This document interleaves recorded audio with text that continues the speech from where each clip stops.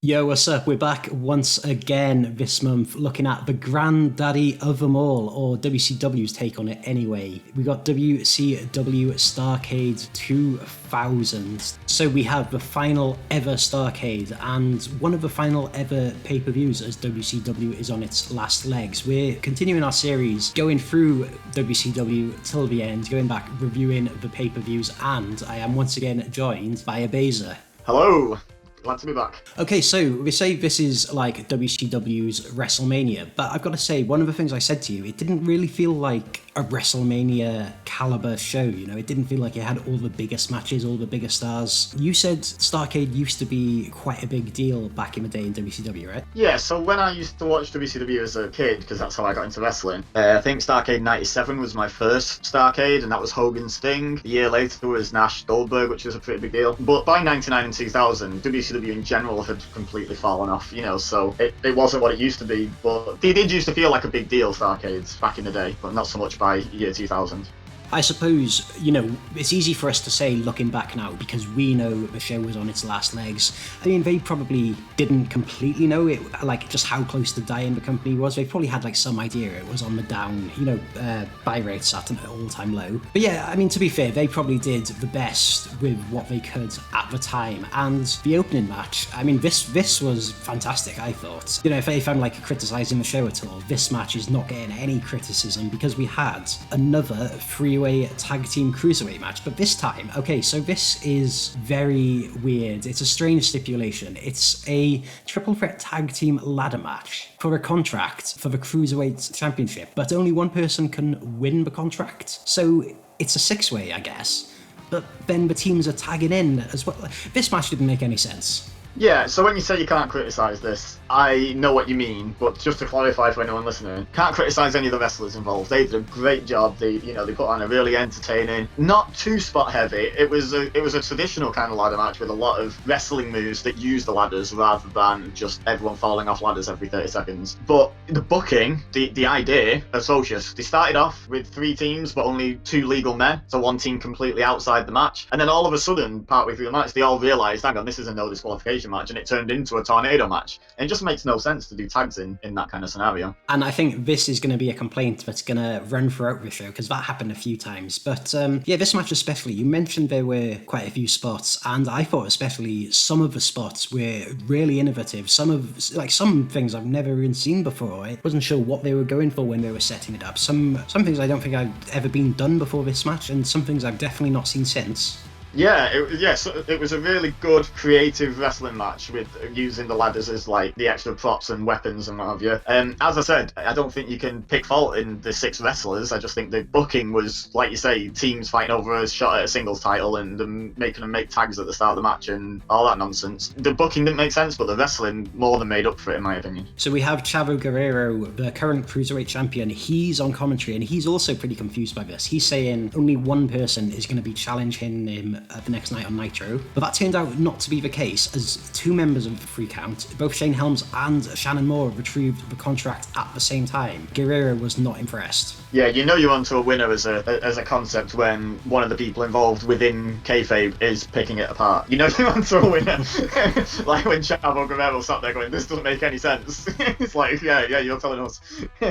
And I think another thing that also didn't make much sense, you pointed this out in the watch-along, was that it was a number 1 contenders match on the pay-per-view for a title match that was then happening on Nitro. It's normally you have a title matches, you save those title matches for those big events. Yeah, and I've just looked it up because I was curious. On the Nitro after Starrcade, they didn't even have the Cruiserweight title match that they advertised. They instead had another number 1 contenders match between the winners of this match. So even though 2 guys won, I'm guessing there was some sort of promo and Chavo Guerrero was like, no, I'm not defending against both of you, and therefore there was another number 1 contenders match. So this one was actually completely pointless, fun fact. Well, it was a good opener, it got the crowd going. Oh, it was good fun. Yeah, good pointless fun. So we go backstage again as WCW goes full soap opera with the cutscenes. First we have Hacksaw Jim Duggan, who is, I believe, polishing his 2x4. Lance Storm comes in and mugs him off. We'll see some more on that later. Then we see Jarrett complaining to Mike Sanders. The Filthy Animals wanted a street fight, but he wants a bunkhouse brawl. I don't know what the difference between those 2 things are, but I mean, I guess we'll find out later on, will we? Yeah, the difference is the name. You know, it could have been a Texas street fight, but they weren't in Texas. You know, it could have been a no holds barred match, but it wasn't. You know, it was a bunkhouse brawl, filthy animal street fight thing. And then finally, for some reason, probably the most bizarre segment in this show, and that's probably saying something. We have Chronic sitting naked in the sauna, which I don't know what purpose this served to the show at all, but it was there. I forgot about that. Thank you.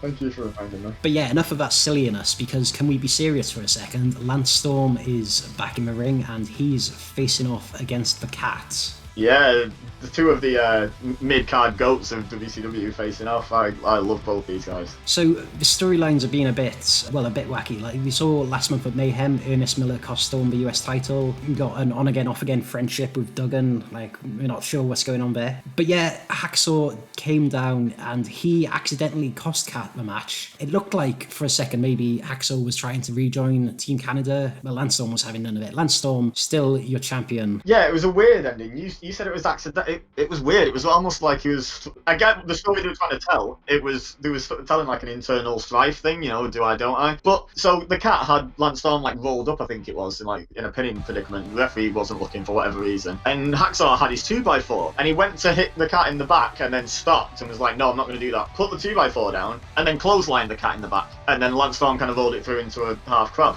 But I just like, what? So you are on board with Team Canada enough to hit the guy, but not with a piece of wood. Like, it just seemed such a weird way of doing it. Yeah, it's almost like he didn't want to do it with the wood because that symbolises.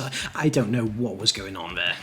I don't think anyone does. But yeah, rightfully so, Elix Skipper beats Doom Duggan up, and then the Cat comes back and makes the save. So I guess Hacksaw is now a face. Yeah, which I talked about. I don't like that method of turning face. You get turned on by a fellow heel, so now you're a face. Well, why? You haven't had a change of heart. You haven't become a better person. Why are you now cheered? It doesn't make any sense, but it's what they did. So we go backstage again, and now for some reason, Buff Bagwell is the backstage announcer. So he's interviewing the Filthy Animals. He asks them about their match later on. It's now going to be a bunkhouse brawl. The Filthy Animals say they're not scared of that because they don't know what it is. Like, neither do the rest of us.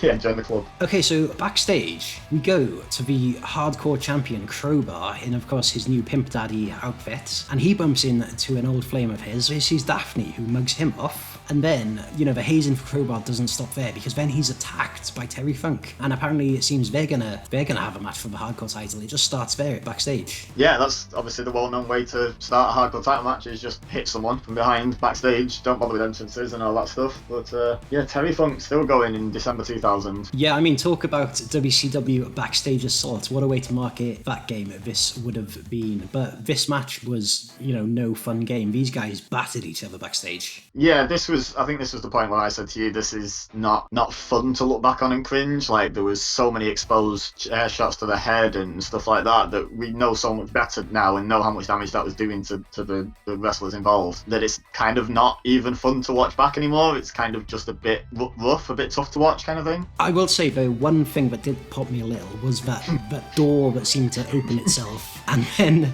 prop itself open, but somehow... So who grabs whose head? I can't remember. Funk grabs Crowbar's head and starts slamming the door on it, like Vinnie Jones style. I can't remember which way around it was, but yeah, one of them did, for sure. And then speaking of doors, for some reason, there's a car door backstage, and that becomes the main weapon the two start hitting each other with. They go back and forth, but it ends when, I believe, Terry Funk did a pile driver onto the door and picks up the win. So, the year's 2000, and Terry Funk is the WCW Hardcore Champion. Yeah, and I want to clarify for people that are already thinking, it's a bit weird that there was a car door backstage. This was like a scrapyard spare car door. There was no glass in the window hole. The door wasn't painted. You know, it wasn't like a door that had been ripped off a car. It was like a spare part. No idea why there was just one of those backstage at a WCW event. Like, people question why there's kendo sticks under the ring. Let's be questioning that one, you know. But yeah, Terry Funk with the win. Power drive onto a car door. Who's going to kick out of that? And speaking of people questioning things, I mean, we get that questionable team of Vito, Reno, and Marie. Tonight they're up against Chronic, and I feel like the backstory here was that they weren't sure whether Marie had been paying Chronic to... Because you said they were doing like this kind of fake APA thing at the time, like guns for hire. They were kind of hinting towards that it was Marie that was hiring them. But we have this match here. It's a tag team match. You know, it's an okay okay match, but I think it became clear at the ending when Reno turned on Vito and, well, apparently rejoined for Natural Born Thrillers. Yeah, for whatever reason. And then the match ends with Reno pins his tag team partner, Vito. I mean, this makes absolutely no sense. I mean, your tag team partner pins the other one, and who wins and who loses? Yeah, exactly. Like, what? I mean, to be fair to the referee and the writers who obviously booked this, the one thing I will say is the referee at least didn't want to count. He only counted because Chronic threatened him to do it. Like, at least it wasn't just like, oh yeah, Reno pins Vito and the referee jumps to action like 1, 2, 3, yay! You know, at least there was an acknowledgement that these rules don't make sense, and it's just like, oh, we don't care, we're heels, you know, do as we say. So that's the defense there, but still, just a stupid finish. I'd love to know who officially won that on the record books. Okay, and you mentioned that match had a finish that left much to be desired, but I loved the finish of this next match because we get the ambulance match between Bam Bam Bigelow and Mike Awesome. So, I mean, I think if there was a bathroom break, a match that you had to designate, I think this one would probably be a contender for it because the match itself wasn't that great. The ending was really good. It had so it's an ambulance match, so you win by getting your opponent in the ambulance. You know, we've seen this before. It's a favourite of WWE that tends to pop up every couple of years. Okay, so this match has a bit of a unique ending because as they both scale the ambulance, Mike Awesome then slams Bam Bam into the top of the ambulance, but he falls through the roof, and, well, I guess, as the rules are to be followed, the first person in the ambulance loses, so I guess Mike Awesome has won this one. Yeah, ambulance match rules are you put your opponent in the ambulance and shut the door. The door was shut, Bam Bam was in the ambulance, the end. But my favourite bit of the ending was Mike Awesome doing his John Cena Money in the Bank face. He looked just as surprised as anyone that he won, which, considering he was in on the finish, was pretty good acting. I assume he was in on the finish anyway. Well, you'd hope so. You never know in WCW. Otherwise, a poor Bam Bam has just gone through the roof of an ambulance, which, by the way, we said it didn't. That did not look like an ambulance. That looked like a van that had been painted red and decorated with some lights. Yeah, it was a transit van. It wasn't an ambulance. Okay, and then next up we see General Erection defending his WCW United States Championship against Abeza's favourite wrestler in the whole world, Shane Douglas. Ugh. Yeah, my favourite. Can't think of anyone I like more than Shane Douglas. So this match was, I mean, it was another okay match. I mean, so none of the matches on this card were particularly terrible. None of them were particularly amazing either. It felt like it had a lot of matches that were okay, you know, they were passable. And this was one of them. This was okay. We had a lot of Erection trying to bear hug Douglas for about 5 minutes, trying to squeeze all the air out of him. Yeah, there was a lot of cuddling and not a lot of action. When you say there wasn't a lot of good or bad matches on this card, it was mostly middling. I would say the Cruiserweight tag match gets the shout for, you know, good match. This was very slow and plodding, and so was the match before, to be fair. It was a real lull in the show for me. It was hard to stay motivated while watching it, you know, doing the watch along, trying to stay interested. It was hard. But yeah, this was another match, and this is a running theme throughout this show, I think. It was another match where the ending didn't make a great deal of sense, because throughout the show we'd seen people breaking all kinds of rules. I must have counted 100 punches to the balls throughout the show, so many low blows. And yet this match ends in a disqualification when Douglas gets it. Chavo Guerrero comes out, gives Douglas a chain, so it looks like Chavo is turning on his former teammate, but then Douglas gets disqualified for having the chain. Referee spots it, and, well, Erection wins by DQ. So Chavo was trying to help Erection, I think. I don't really know what was going on here, and the ending was, you know, baffling. Yeah, I sort of feel like everyone involved in the end of this match was written by a different writer. It just didn't fit. It didn't mesh together. So in the match, we saw Douglas low blow Hugh Morris or General Erection 3 times in a row with the referee watching, and he did nothing. But then when the referee sees Shane Douglas holding a chain, not even actively hitting Erection with it, he disqualified him. That makes no sense. Shane Douglas already had the chain. Chavo Guerrero stole it from him, then threw it back to him, then turned the ref around to see him. It was like the quickest face turn heel turn face turn combo of all time. But then he kind of turned heel again by walking away while Shane Douglas was beating down General Erection after the DQ. Then he turned face by running in and trying to say it was just all over the place. I didn't understand anything of what happened in that match. It was weird. So, you know, WCW always gets a bit of a rep for, especially in this 2000 era, for not making a great deal of sense, loads of unnecessary turns and whatnot. And I you know, from what I've seen, I thought that was a bit of an unfair criticism, because everything, yeah, it has been overbooked a bit, but it's not been that bad. But I think this show was, you know, now I see what everyone was talking about. Yeah, and a lot of it was shows earlier in 2000, before the shows where we started. I had noticed when we were watching that it was quite toned down by this point. Like, it was still all over the place and chaotic, but at least wrestlers' sort of intentions and personalities were vaguely consistent at this point, as opposed to just being all over the place. So yeah, it has been a lot better, but yeah, this finish sort of was back a return to form for WCW for me. Like, just made absolutely no sense. So speaking of not making any sense, we go back to our champion, Big Papa Pumper, Big Bad Booty Daddy, holla if you hear him. It's Scott Steiner, and he shoots on Sid. I can't remember, he calls him a bitch or something like that, but he says what he's more concerned with is what he's going to do after the show, because he's going to go back to the hotel with his freaks. Oh, I love that. You are the king of segues. That was amazing. Speaking of not making sense, Scott Steiner. Like, I love Scott Steiner. I love Scott Steiner's promos. I love everything about his character. He's just fantastic. This promo was actually fair to middling for Scott Steiner. Like, it wasn't the most chaotic thing that's ever come out of his mouth, but he was talking about beating Sid Vicious, then taking freaks to his hotel room so that they could beat him, which I assume he thinks is an innuendo, whereas that just sounds like they're going to beat him up after the match. So then we get another video, and this time, well, we got this last month, but I think we got a bit more this month. They're still hyping the return of Glacier, so I mean, he better hurry up, because otherwise WCW is going to be out of business by the time he arrives.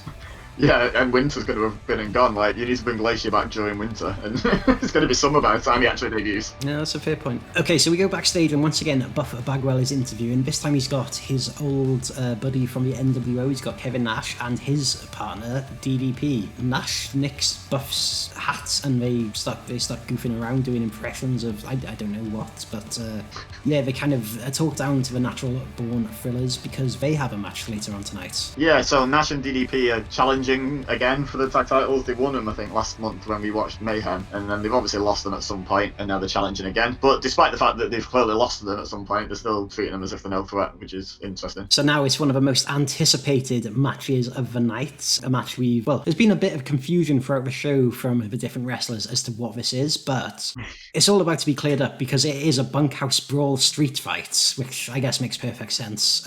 Jeff Jarrett and the Harris brothers against the Filthy Animals team of Conan, Rey Mysterio and Billy Kidman. I think one of the most exciting things about the show was when we realised that Conan was actually going to be wrestling, because he didn't wrestle a lot in this era, so he was mostly just like a manager for the Filthy Animals. So I think we both kind of popped a little bit when we realised, hey, look, there's only 3 of them, and Tigress, which we kind of ruled out, so Conan must be fighting here. Yeah, I've got to say, I'm always a fan of, like, Conan's not someone I've seen wrestle a lot, so every time I get to see him wrestle a match, it's always a bit of a treat. I always love that rolling lariat he does. No matter how many times I see that, always pop for it. So yeah, like I said, the whole show so far feels like it's been a bit of a car crash, and this match was a car crash, but I feel like this match was a car crash in a very good way. I really enjoyed this. Like, so it kind of starts off as a chaotic brawl, everyone's beating each other up, hitting each other with weapons. There's like, I don't know what that thing it was like a giant table, I guess it was like a bar, Yeah, it was supposed to be a bar. There was bar stools set up at it before the match. I don't know where they went, if they got used as a weapon or something, but yeah, it was weird because it was set up in the corner that ended up being the corner of Jeff Jarrett and the Harris brothers when they started making tags halfway through the match for no reason. Yeah, so that seemed pretty random as well, something we spoke about on the watch along when, yeah, like you said, it was chaos throughout the match, and then all of a sudden they start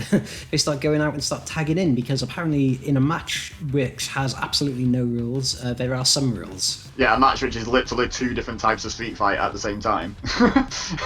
Somehow you need tags. But yeah, like, this match was so gimmicked, but I still loved it though. I mean, you had my highlight was Rey Mysterio getting thrown into the dumpster. That was I found that highly amusing. Also, for some reason, there was a popcorn machine on the outside, which I don't know whether that was from a street or from a bunkhouse, or I don't know why that was there, but that was used as like a good comedy prop. Yeah, classic bunkhouse prop. You know, if you've seen your bunkhouse brawls, then you'd know all about the popcorn machine spots. You know, they go back to the mid-60s, you know, the funks and what have you, you know, classic.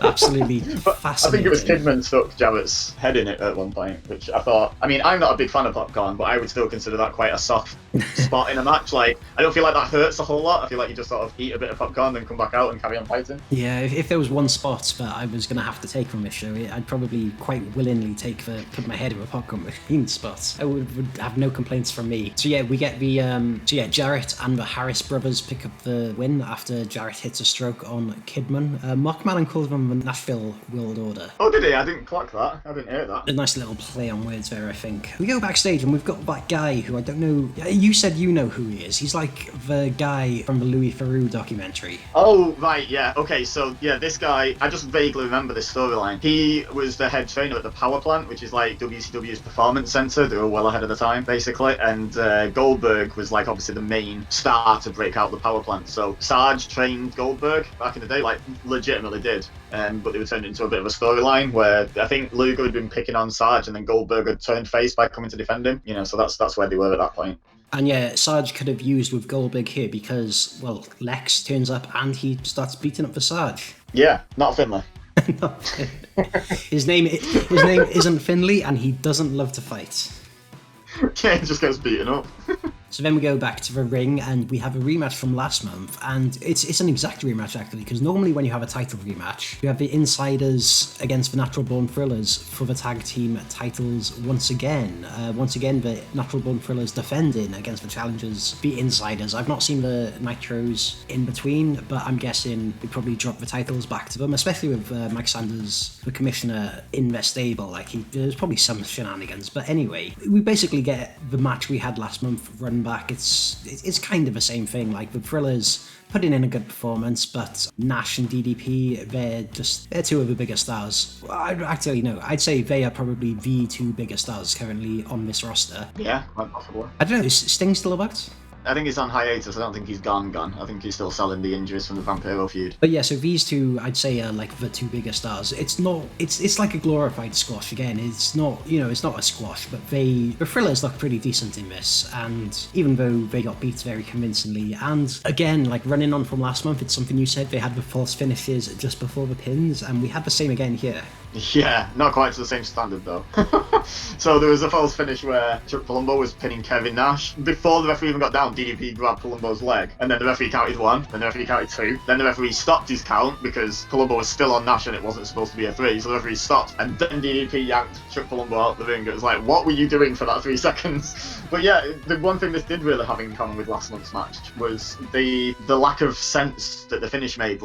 So Ric Flair came out and said, oh, Sanders, if you've gone near the ring, then, you know, they'll be disqualified and Nash and DDP will have the titles. He did. He physically attacked both members of the team. Ric Flair was nowhere to be seen. The rest of the Thrillers came out. The Insiders cleared them all out. And then, and I was saying during the watch along, this is the perfect spot for a dusty finish. This is where the Thrillers can win. Then Ric Flair can show up and go, no, I said if Sanders gets involved, the titles change hands. So, new champions, the Insiders. Keeps the Thrillers strong, gives the Insiders the titles, which was the plan, obviously, because they won clean. They set up a finish, then didn't bother doing it, and it just makes no sense to me. And once again, how is this for a segue? Speaking of not making any sense, the finish to the Goldberg versus Lex Luger match. Okay, so we've had this match hyped up throughout the show. We had the interview with Sarge and whatnot. We get the entrances. Goldberg's, of course, his classic entrance, the iconic entrance. So they wrestle for a little bit, and you know they're doing what they can. You know, neither are particularly world class in the ring, but they're putting on as good of a match as they can, and it's fine until the Sarge and for some reason Buff Bagwell. I don't know what was going on here, but they come out. Buff, accidentally, I don't know how, accidentally hits Goldberg with a blockbuster. So, I'm still in two minds about whether that was accidental or not, because he looked at Goldberg. Of course it was. How do you... But he looked at Goldberg. Luger ducked a good 2 seconds before Buff jumped. He must have known he was going to grab Goldberg's head. Luger's head wasn't there anymore. But then Luger dumps Bagwell out the ring. Then Bagwell attacks Sarge for some reason outside the ring. And then comes back in and attacks Goldberg, and then him and Luger wander off celebrating. I don't know what was supposed to be going through Buff Bagwell, the character's head, in that entire thing. It was so weird. Yeah, I didn't know whose side he was on coming down to the ring, or whether... So that obviously didn't help in telling if what he was doing was an accident or not. And then at the end, I still don't know. Yeah. Well, I just don't know. I'm even more confused having watched this than I would have been had I not seen it at all. Lex turned on him. They've not had a pay-per-view match to blow it off. I assume Buff Bagwell's injured, because I don't think he's had a match for a couple of months now that we've been watching. So, but then he comes down to the ring, and I instantly said, oh, here we go, swerve, kind of thing. And he comes down, and he was always going to turn on Goldberg here and turn heel again, which makes no sense, because they haven't even had a blow-off to Lex turning on him in the first place. Weird. But yeah, he turned on Goldberg. Lex threw him out the ring, as if to say, no thanks. And then he still carried on the turn, and then eventually Lex was like, fine, we can be friends. It was weird. So yeah, Goldberg picks up the win, as you'd expect. I mean, even still in 2000, he's being booked as unstoppable. Really feel like he was past that run where he was on fire, but I still feel like they could have done more with Goldberg Goldberg at this time in the company. Yeah, I don't think I've ever seen someone on such a long win streak in such a holding pattern. It's such a weird situation Goldberg was in, because I think he'd only lost maybe the once to Nash or maybe another time at this point in WCW. Like, he was still very strongly protected. I think he was even doing a new streak gimmick where he was trying to build up the streak again, like the first time he was trying to go to get past 173. So he was winning matches left, right and centre, and yet not progressing up the card at all. He was sort of floating just below main the whole time. It's such a weird situation. So then we go to the main event as we had the World Heavyweight Champion Scott Steiner defending against Sid Vicious. Now, on paper, like, this doesn't sound like that great of a match. You know, these two guys with kind of, you know, they're big muscle men, so their movement and their mobility is not going to be the best. But I thought this match was okay. Like, I had no complaints with this match. It wasn't like a 5-star classic, but it was fine for what it was. Yeah, it was about as good as you could expect from Scott Steiner in 2000 and Sid Vicious also very much in 2000. Like Sid was at least 10 years past his prime. Scott Steiner, you know, he was in his prime in ring when it was the Steiner brothers, and he was, you know, he had the long dark mullet and stuff. You know, the Scott Steiner Big Bad Booty Daddy version was so character based, like, and not in ring based. It was such a transformation. But yeah, considering all that, it was a fun enough match. Yeah, it's like you said on the watch alone. Like, I think the nitros leading up to this would have definitely been worth a watch, because these two are just, like, when it comes to giving promos or just coming out with like the most random, like blurting out the most random things you've ever heard, like, these two are the kings of it. Yeah, absolutely. GOAT 1 and GOAT 2 on promos, 100%. Like, just so much fun. Like, you can be a good promo all you want, but you're never going to stand up to a Scott Steiner classic. Like, it's just another level of entertainment. So yeah, the match ends when Steiner, he gets the Steiner recliner, which he'd been going for a couple of times throughout the match, and for one reason or another, Sid would get out, whether it was he was getting a rope break or I forget what the other. Do you remember what it was? Yeah, Medeja jumped at Scott Steiner's head. So Scott Steiner had Sid Vicious in the Steiner recliner. Medeja starts climbing up to the top rope for no reason. There's literally no reason for it to think this would be a good idea. Then Sid starts standing up at the Steiner recliner, and then Medeja jumps off, and Sid magically breaks the grip of the Steiner recliner and ducks. So Medeja just cross-body blocks Scott Steiner's face to get out of one of them, which was a weird sequence. Oh yeah, I forgot that happened, because she went up to the top rope, didn't she? And I was like, what is she doing? She went up to the top rope while he still fully had the Steiner recliner locked in. Like, she didn't start climbing after Sid started getting out, which would kind of make sense, you know, to counter him countering. She started it while Steiner was fully in control. It was just, I don't know what she was supposed to be thinking. So yeah, like, a pretty decent match and a fun way to end the pay-per-view. And the GOAT, Big Papa Pump, Scott Steiner, still your World Heavyweight Champion, as he is going to be doing some celebrating tonight. Yeah, with his freaks. Maybe not including Medeja, though, because she took him out. And it's worth mentioning as well, Jeff Jarrett randomly showed up and hit Scott Steiner in the head with a guitar. He was aiming for Sid as well. And I said at that point, maybe Steiner should just do this thing alone. Him getting help from other people isn't going well, so maybe just stick to being a solo guy. Do you know what? I completely forgot about. There's been so many run-ins and just so many, like, random interferences in this show. But we've got to the end, and I've just, like, missed off one of the biggest ones.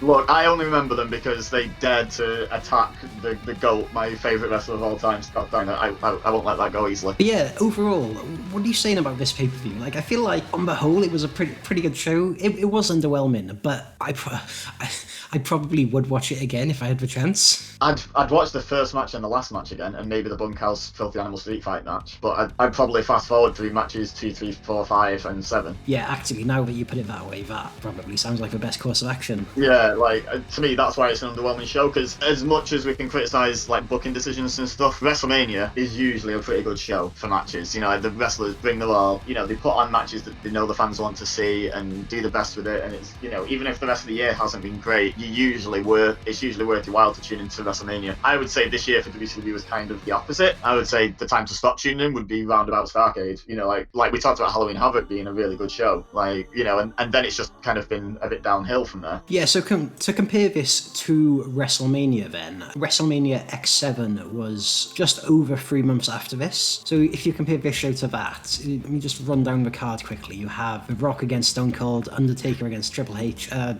Iron Sheik won a gimmick battle royal for some reason. You don't even need to go on, like, just saying Stone Cold and The Rock was probably enough to beat the Starrcade, and then you added Undertaker and Triple H, and it's like, okay, yeah, they're done. They're done. Like, how does Starrcade add up to just... Even if there was no other matches on the card, I'd pay my money for WrestleMania rather than that entire Starrcade. So yeah, it's starting to become clear just why WCW lost, and it's, you know, we've had a lot of fun watching these shows so far. It has, and some of them have been, I feel like there's some hidden gems we found, but I feel like it's taking that turn now where it's about, you know, it's only going downhill from here. Yeah, the slide has well and truly been... I mean, the slide, it's, you know when you get one of those big slides in like a children's play course where it sort of flattens out and then goes steep again and you sort of bounce down it when you were a kid. So I think we've had that where when we joined in at Halloween Havoc, it was kind of in that flat stage where it wasn't really going downhill, it was just in a holding pattern. It started going downhill again. We've already had a massive downhill. People who remember the downfall know that early to mid 2000 is the real spectacular like downhill moment in WCW, but I feel like we're hitting the second one well and truly. I think we're back on the downhill. So that brings us to the end of the pay-per-view, and indeed the end of WCW in the year 2000. What is the year 2001 going to bring?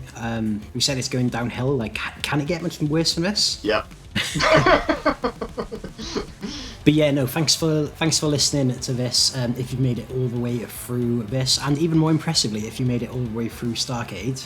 If you haven't watched the show yet, then make sure you head on over to Abase's channel, because I should have mentioned this at the start, but we actually recorded a watch along. So if you want to watch this show, you don't want to watch it alone, maybe you want to watch it with some mates or you know, some commentary to keep it entertaining, head on over to Abase's channel, stick it on, and find the show on the WWE Network. Yeah, it's a lot of fun doing these watch-alongs. It's a lot. I do some on my channel anyway, but I've really enjoyed doing these ones with you because instead of trying to find something to talk about, there's always that back and forth, and you know the sort of conversation keeps going. So it's a lot easier doing these cooperative ones and a lot more fun. So yeah, go check it out. We will be back at some point with the next in the series of pay-per-view, the first pay-per-view of the year 2001. Sin, I think it was called. There was an advert for it in this show.